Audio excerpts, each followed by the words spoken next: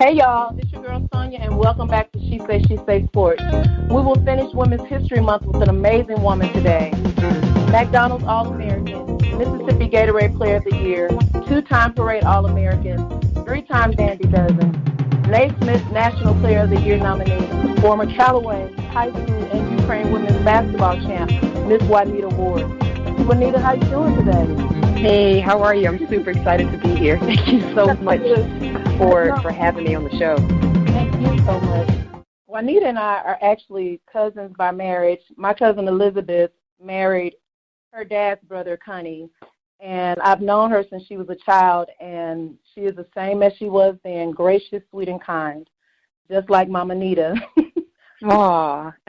So before I get into that, tell the listeners a little bit about yourself.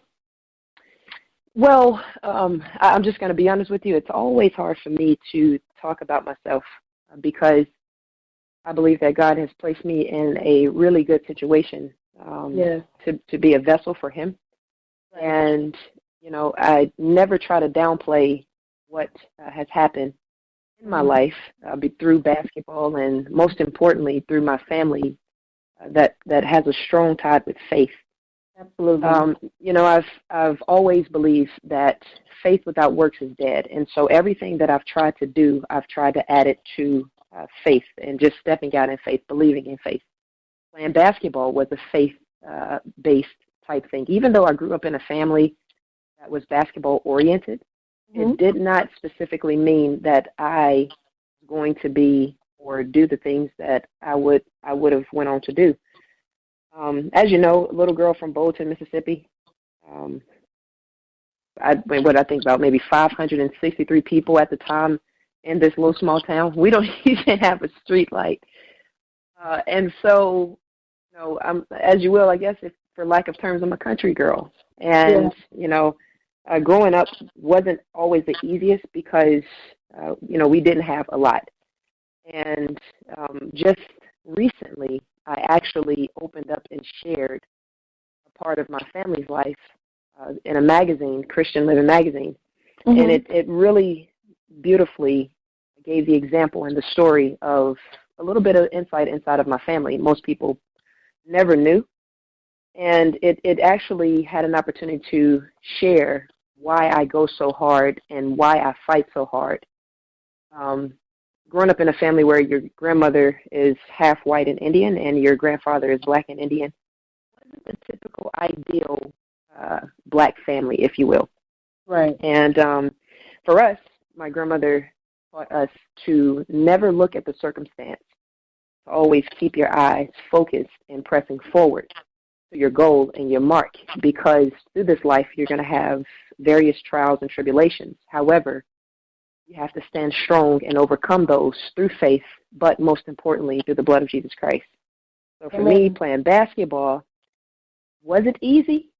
It was a lot of hard sweat, blood, and tears, a lot of sacrifices, a lot of nights of, pushing through, a lot of sacrifices on the simple fact of, not being able to have a lot of friends and not going to different parties or not hanging out.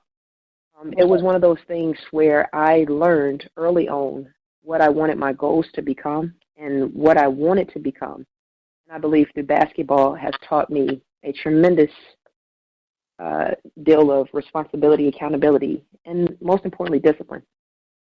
So I went on to play at Callaway High School.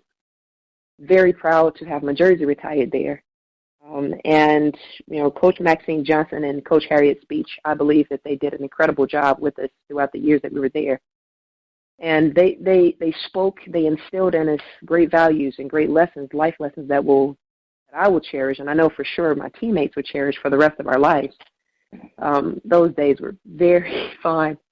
In high school, I think, is one of those times where you transform into who you're going to become in college. Right. And then you start taking another transformation once you leave college. After Callaway, I went on to graduate from Syracuse University. I actually went to junior college first and won a championship in college, and then went on to Syracuse University and had a great career there. I won various awards there. And after that, went to play professional basketball in Bulgaria, started at Agora, Sofia, Bulgaria, Ukraine, went to Germany, Switzerland. Went from Ukraine, I went to Ukraine, I'm trying to remember. Ukraine, then went to Israel, Czech Republic, Russia, Nice, France, and had a really, really good career in basketball. Won professional championships, won MVPs, Defensive Players of the Year, and just had a really, really good career in playing basketball. And, for me, I thought that basketball was going to be for a very long time. I had done an interview in Israel, one of the local reporters, and he told me, he said, well, are you going to come back next year? I said, yeah, man, I'm coming back next year. I love playing basketball. I love here in Israel. Yes, I'll come back. I'm definitely going to come back. Mm-hmm. Not that I was trying to speak too far in advance, but I didn't really take the time under the consideration to know that God was saying, hold up, hold your horses. I got something better in store for you. Right. And 2014 is when I retired from playing basketball. And I signed my contract with Jackson Prep here in Jackson, Mississippi. And from then, I thought through basketball that the skies were the limit, and I thought that basketball was doing everything it was supposed to do. And I mean, it had its ups, it had its downs, it had its woes, but most importantly, it had some really, really good memories that taught me lessons that I will cherish for the rest of my life, that I'm trying to instill into every single person that I come encounter with today. Right. And so for me, basketball has been really good. I mean, you mentioned earlier, McDonald's All-American, Parade All-American, Mississippi Gatorade Player of the Year, three times, I don't remember how many, four times Street and Smith. Right. And the list goes on and on and on. And so, like I said again, I'm humbled, very, very humbled by this. For my brother, Juanita Ward, and myself to be the first ever brother and sister duo from Mississippi to be McDonald's All-Americans.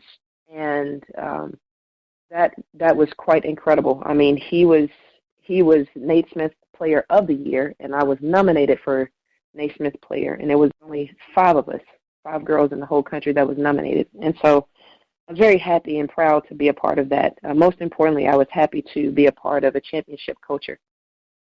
And I'm telling you, it couldn't have been any other way. It had to have come through discipline, accountability, and responsibility. So I'm very humbled by that. Absolutely. And you mentioned Gerard, and what's amazing, like you mentioned the family and how you guys grew up. Now, I'm going to say this. The family, it was 4 brothers, and all of them lived on this lane, like you said, in the country, St. Thomas, Bolton, Mississippi. But it's amazing how all of the brothers had all these kids. Harriet beat everybody out because she had twins, so she ended up having 6. But it's amazing how it was like a birthright for your friends. I mean, for your family. You already had friends as your cousins, and you all grew up on this lane, playing together, praising the Lord together, eating together, doing whatever. But I was going to ask you, was it, when you were growing up, was it dreams of you mentioned about you just kind of got into playing basketball, but was it a dream of you playing basketball, or were you just following in your footsteps, following in Gerard's footsteps in some way? No, it was my dream. It was something that I wanted to do because, of course, you have influences. You have your brothers, and you're looking up to them, and you're looking up to your cousins, and they're all playing basketball, and, you're saying to yourself, man, I could do that. I could do that. Right. I would get up, and I would see my father get up, and before we had the pavement, I would see my father get up and go outside and water the dirt down so that we could have a level playing ground, and sometimes we would play on uneven pavement that was chopped up. And the crazy thing is, when they did the article in the Mississippi Magazine, and I was being interviewed, and she says, "No way, you didn't have dirt on your floors to go out there and play, on your court to go out there and play. You didn't have uneven pavement." I said, "I have pictures to show. Right. This is real life. Like, we didn't at first. It wasn't pavement out here. We actually, this actually just happened recently. It was a dirt road out here. I remember. And, that's how we grew up. We didn't allow anything to stop us. We didn't allow any circumstances. We didn't allow not having the riches. We didn't allow not being able to have lights. We didn't allow any of those things to stop us. My father and my mother were very driven in who they were and what they believed that God could do. Right. And we didn't allow those things to stop us. And it empowered us because we took what we didn't have and we made that become a part of our motivation. And it took us even further because every single time, I went out to practice, I thought about my mother and my father. Every single time I went to a practice, I thought about my mother and my father. And at the practice, it didn't matter how hard it was, I thought about this, my mother and my father putting in a huge sacrifice. And so it became this, what's your motivation? What are you doing that's going to instill something into the next person? What's your motivation? Why do you keep going? Life is bringing us all it can, and I'm telling you, it is throwing bricks, it's throwing stones, it's throwing anything that it can throw at us. That's what life is doing, but it's about how you're willing to navigate through life, how you're willing to make a stand. I believe that sisters need to help sisters. Absolutely. I believe that if all women would link up and join together and put the amount of knowledge into each other, I mean, you're living in a world where this world has already been conformed and it's been confined, and it also has its own description of what it should be. But when sisters join together, we're so much more powerful. I heard someone speak one time, and I heard them say, fix your crown. And while you're fixing your crown, make sure you fix the next person's crown. Fix the next sister's crown. Right. Because if you don't do that, you're not feeding the flock. What you're doing is you're keeping the sheep in a barrel, and their sheep's trying to get out. You're not feeding people. You don't want to live in this same mode of being crabs in the barrel. You want to get out of it because at the end of the day, it's 2020.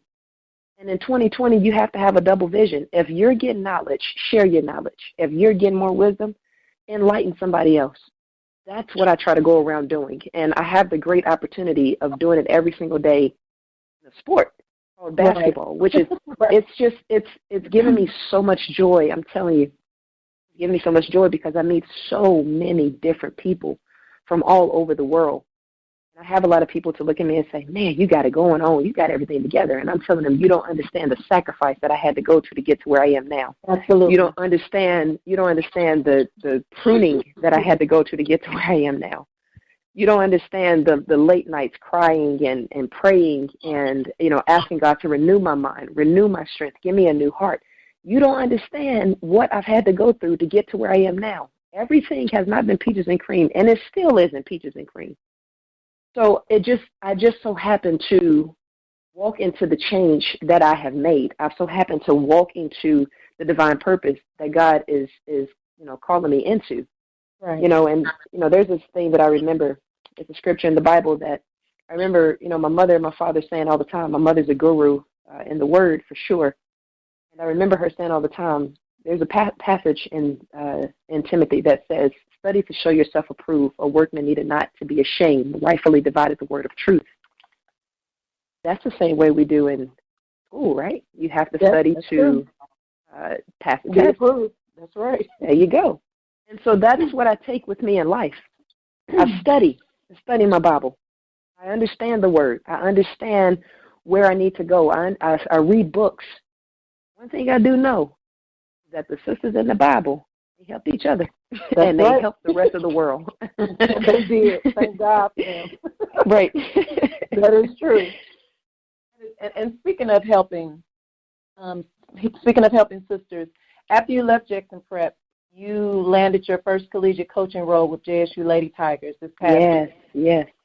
The Lady Tigers had a stellar season. Juanita, 16-2 in conference play, 19-10 overall, and the first time since 2007, the women's basketball team won the SWAC regular season championship. Congratulations again on that. Thank you so much. That was not a easy thing. That was a collective thing. I know. I'll tell you, Coach Reed is phenomenal. I call her the guru of basketball. She's like the Phil Jackson here. Oh, yeah. The knowledge that she has is incredible, and I'm so honored to be an assistant coach under her because, this year she received Coach of the Year. And the amount of knowledge and the amount of love and care that she instills into the girls every single day, it's you can't even put it into words. It's something that you have to be around to understand. Right. She loves her girls, teaches them about life. And, the thing that I always admired about Coach Reed was she's never done learning. And she always wants to grow. She's always teaching us, her staff, how to grow, how to link on and how to navigate through different situations. And it trickles down because once the head understands what to do, it trickles down to everybody else that's under the umbrella. So I'm so grateful. I guess I talk to God all the time, and I'm always in thankful mode, and I'm always saying, thank you, Lord, for this opportunity, because I know that it was by the grace of God that this opportunity was presented to me, and I'm so humbled. And what's amazing, excuse me, a lot of people may not know this, but she actually tried to recruit you when she was assistant coach at Jackson State when you were in high school to come to Jackson State, but we know your path, you went another path. However, when she became coach there, she sought you out again. And when I say you guys have made a match made in heaven as a coaching duo, it's been an honor to see it and to just see the Lady Tigers on top. And I hate, things happen due to the coronavirus and the tournament was canceled. I actually was going to cover that weekend, cover the tournament that weekend. And so has the SWAC office said anything about rescheduling the tournament, or is it just a done deal? Or do you know? As of right now, everyone is on a standstill. Okay. And so the girls are home finishing their work. And the NCAA has, as coaches, we're on a dead period. So right now, what we're doing is, we're talking amongst each other and, reminiscing. We're doing a lot of reminiscing. We're watching a lot of film. Just going back and watching us, and just living out the wowzers of, this season. I mean, it was incredible, an incredible ride. Yeah. It just, like, every game, it felt like you were driven to something else. Like, let's keep going. Like, what's next, crazy. What's the next game? It was great. I feel like it should be in some type of documentary. Like, I feel like somebody should, like, have videotaped this the whole season and made it into a big documentary like this. Like, this whole thing should go on, like, ESPN documentary, the coronavirus effects. Right. Like, I don't know. Like, what happens after? What happened during, how they have, like, this 30 for 30? Yeah. Right? We should do some type of thing. I agree with that, Juanita. We need to look into that. For sure, right? And so you could, like, have everyone to talk about, what happened to them and, how did it make them feel? And because it's real. Like, I don't think that this one would be, stage dramatics. I think this would be real, authentic, dramatic. Because let me tell you, we were in that locker room, and we had to tell the girls, that we wasn't going to play. And it hurt. How did that affect them? That's what I was going to ask. It hurt. It hurt. Oh, wow. It hurt. I mean, nobody was clear in their eyes. I mean, you saw the tears falling from everybody. Coach Reed, all of us, all the coaches, all the players. It hurt, and it hurts a little bit more because I think about our seniors. I think about how they put so much into what they wanted to accomplish. And, you get to your last year, and it's not just us. I'm thinking about all seniors across, the world, seriously, because you put so much into your senior season. We just had senior night. Nobody could have predicted that this was going to be the outcome of senior night or senior, season. Like, nobody could have predicted that. And how many were on the team? I'm sorry to cut you off. How many so we had 3 seniors that were playing out there with us. Okay. And it could not have been predicted. I don't think that anybody could have written this script Oh. And they were so teary-eyed. They were upset, confused, asking questions. Why this? Why that? And, Wow. for the first time, nobody had answers. I can tell you this, being a player, every single time I looked at my coach, I wanted my coach to give me the right answer. It's like being a child. You look at your father and your mother, and you ask them a question, and you're looking at them to give you the answer. Right.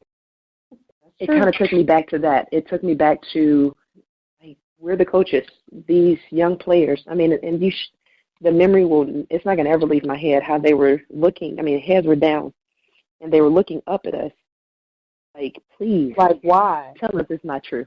Yeah.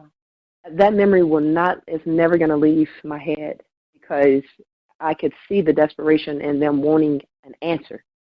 And as an adult, when you cannot give an answer to a child that's needing an answer to a solution, it's hard. It's hard. And so that won't ever leave. I think that memory will be with us for the rest of our lives, but it will strengthen us, and it will have us to grow from it, because there's a lesson in all of this. Prepare yourself while you can, because you never know what's going to happen.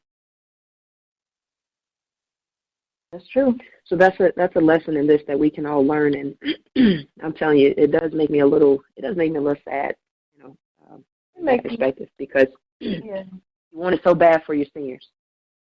But life does go on, and joy does come, and what you've put in, something good will come out. Hard work will always pay off. Absolutely. I really do hope, like you said, I know you guys are on a standstill right now, but I hope something has worked out maybe this summer. I don't know. I mean, that's what I've been hoping, because I was also devastated. That was my first SWAC tourney that I would have been covering, and I was devastated. I waited till the 11th hour to cancel everything, because I'm like, this cannot be happening. But I'm very, very, everybody, we're all proud. I went to Jackson State, so I'm a I love for life. So we're very, very proud of you guys. You guys did an amazing job, and it's just, the coaching, the discipline, the team was, it was amazing to see. It really, really was. So, Thank you so much. Yeah. So, well, Juanita, you kind of answered all my questions that I asked. But family and faith, and is the very important part and intricate part of your life. And you kind of mentioned how it has played a role in your basketball career. How has it played in your personal life as well? It's pretty much kind of the same, I'm assuming. Yes. Everywhere I go, I try to, obviously, everybody knows that I'm a Christian. There's no shame in my game about that. And I just believe that everywhere you go, in the Bible it says, everywhere your foot treads shall be yours. And I take that as everywhere I go, I'm going to share the word of God, and I'm going to share the knowledge that I have, because I know who's leading me. Jeremiah 29:11 says that, for God knows the plans that he has for you, plans of good, not of evil, to give you a future and a hope. And so if I can take that with me everywhere I go, giving hope, shedding the light, we're the vessel and God is just using us. I've been in Israel, I've been in Czech Republic, I've been in Nice, France, I've been in Germany, I've been in Russia, I've been in Ukraine. The list goes on and on, right? And the thing about it is, when I was over there, if they didn't know who Jesus was, I was singing in a way they knew. If they didn't know Jesus, I was like, Jesus. Jesus. I would do the praying hands. I would point up at the sky. I remember in Southern Zagora, I walked down because I was about to leave, and I didn't know what to do with the stuff that I had bought there. And I'm just going to tell you very transparently, I was about to throw the stuff away. I was at the dumpster because I couldn't take all of this stuff back home, and I was at the dumpster. And I was literally, I had bags and bags of clothes that I couldn't take back on the plane. You can only have a certain weight limit. Right. And so I'm there about to throw this stuff away because I didn't know where to go and take it.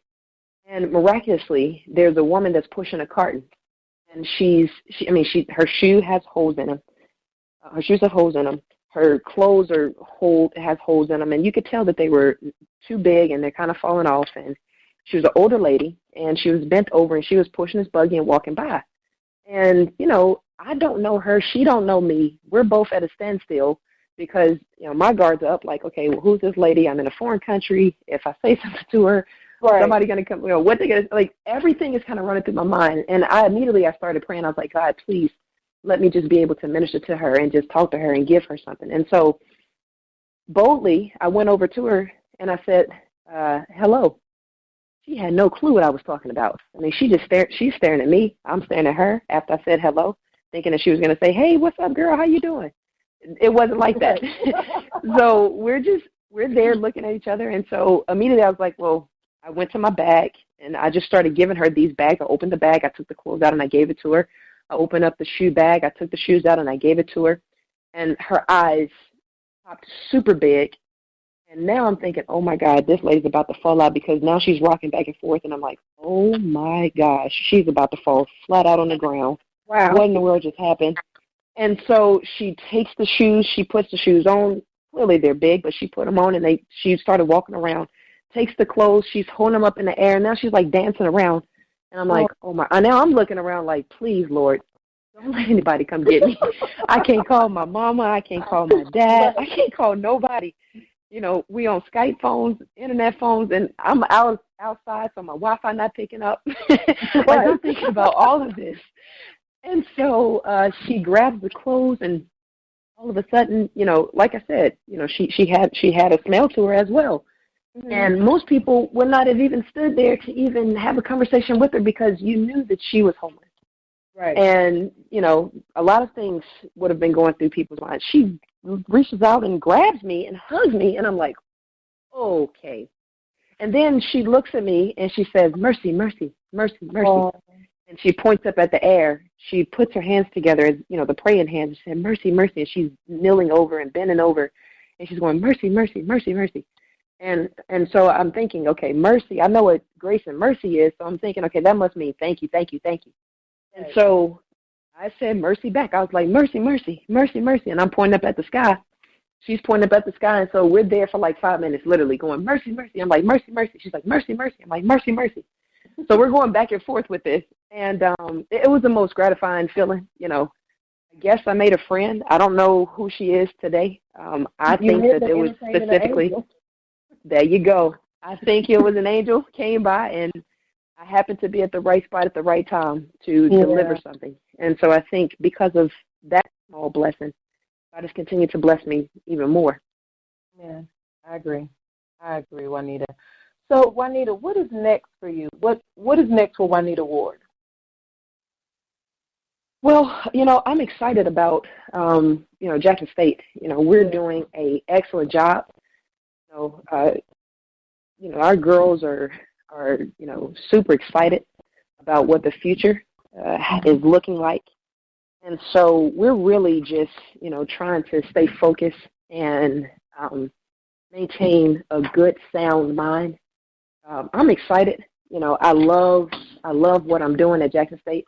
I remember the golden days, and I remember us, Jackson State back in the day, being a solid foundation of who we are and what Jackson, Mississippi is all about. And so I'm super excited about it. And, if we can get back to the golden days, we're doing. I think what Coach Reed has done in the past 2 years is awesome. I think that she has done a tremendous job changing the program around. And so now that we're back here and the excitement is here, we're moving forward. And so I'm trying to just continue to help that roll, help that go. So I'm excited about it. I'm excited about what God has in store for us. I'm excited about where our players are going, and the way and the direction of the program. It's incredible. It is. Thank you so much. It has been such a pleasure to speak with you today. And who would have thought we would be doing this today years later. I'm interviewing you. But I guess those dreams and visions God gave us long ago, they knew. So it's been a blessing to talk to you today. Please let our listeners know how they can reach you on social media. Yes, so it's on Instagram. It's j.ward, the encourager. So it's j.wardtheecourager, J Ward the Encourager. Also on Facebook, it's Juanita Ward, JUANITA WARD, and on Twitter at Hoopa, HOOPA 1532, capital HOOPA 1532. And you can reach me, She Say Sports on Facebook, She Say Sports 23 on Instagram. And well, I guess that's our show for today. Thank you so much again, Juanita. Until next time, this is Sonya with She Say Sports, and I'll see you on the radio.